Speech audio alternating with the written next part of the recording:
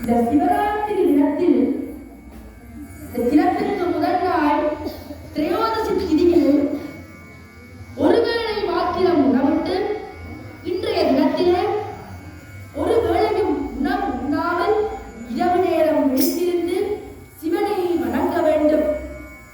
உண்ணாமல் உறங்காமல் எந்நேரமும் சிவனை எண்ணி வழிபட்டு இரவு விழித்திருந்து உண்ணாமல் உறங்காமல் எந்நேரமும் சிவனை எண்ணி வழிபட்டு இரவு விழித்திருந்து இன்னருள் கூறிவாய் இறைவாணி என்று இன்னருள் கூறிவாய் இறைவாணி என்று நன்னயமாய் நாம் கோயிலே நன்னயமாய் நாம் கோயிலே வழிபட வேண்டும் வழிபட வேண்டும் வழிபட வேண்டும் வழிபட வேண்டும் உண்ணாமல் உறங்காமல் எந்நேரமும் சிவனை.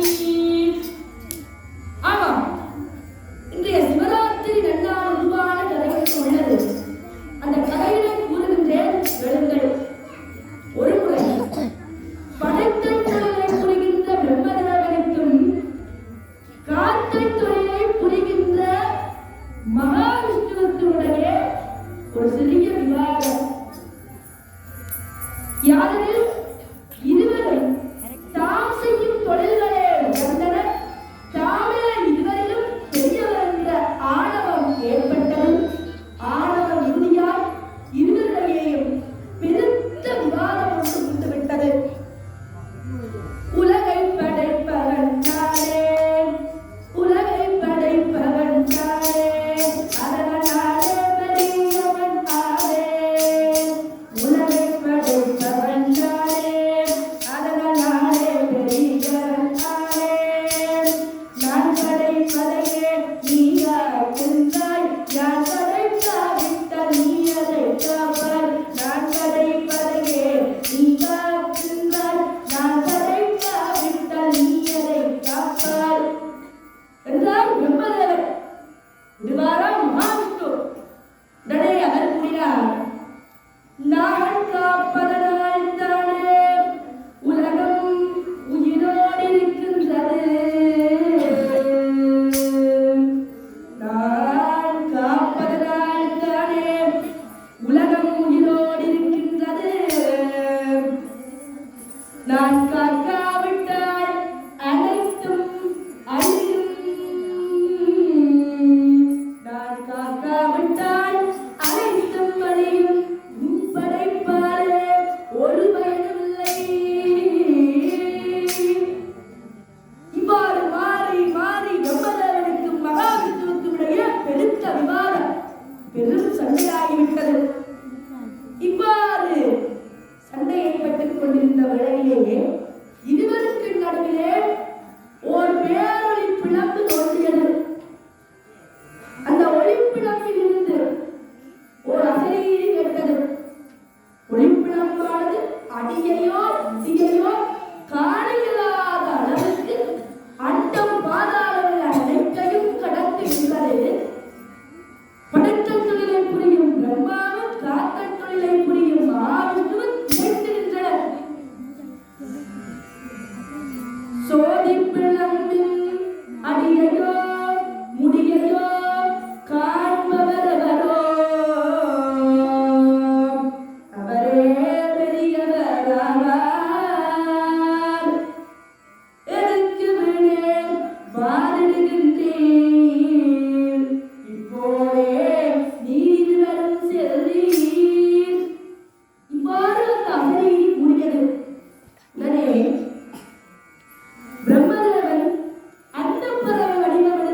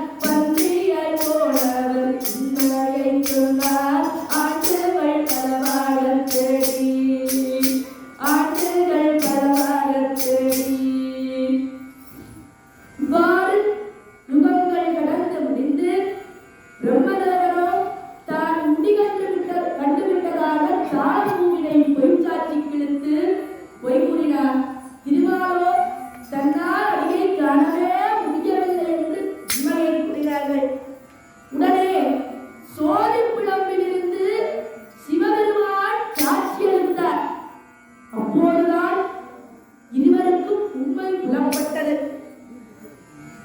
பொய் சொன்ன பிரமனே, உனக்கு பூசையும் இல்லை கோயிலும் இல்லை.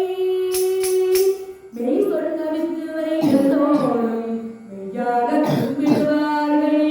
மெய் சொன்ன வித்துவை அனைவரும் மெய்யாக கும்பிடுவார்கள். இவ்வாறு எம்பெருமான் சிவபெருமான் பிரம்மனுக்கும் திருமாலுக்கும் பிரமணித்து அமைந்தார். சோதிப்பிடமாக அடிமுடி தெரியாத சோடிப்பிடமாக இருந்த இறைவன் எமக்காக லிங்க வடிவத்தில் காட்சியளித்து எமக்காக இறங்கி வந்த திருநாள்தான் இந்த சிவராத்திரி திருநாள். இந்த சிவராத்திரி தினத்திலே இரவிலே விழித்திருந்து பசித்திருந்து தனித்திருந்து எந்நேரமும் சிவ சிந்தனையுடன் இருந்து எம்பெருமான் சிவபெருமானுடைய திருவருளை பெறுவோமாக. சிவனை வழிபடுவோமே, இந்த சிவராத்திரியை நவராத்திரியால் சிவனை வழிபடுவோமே, இந்த சிவராத்திரியை நவராத்திரியால் அவமான செயல்களை விட்டு நாம் சமமாக வளரி சிவனை வருவோம். சிவனை வழிபடுவோமே, சிவனை வழிபடுவோமே, சிவனை வழிபடுவோமே, சிவனை வழிபடுவோமே. நம பார்வதிபதையே, நம பார்வதிபதையே,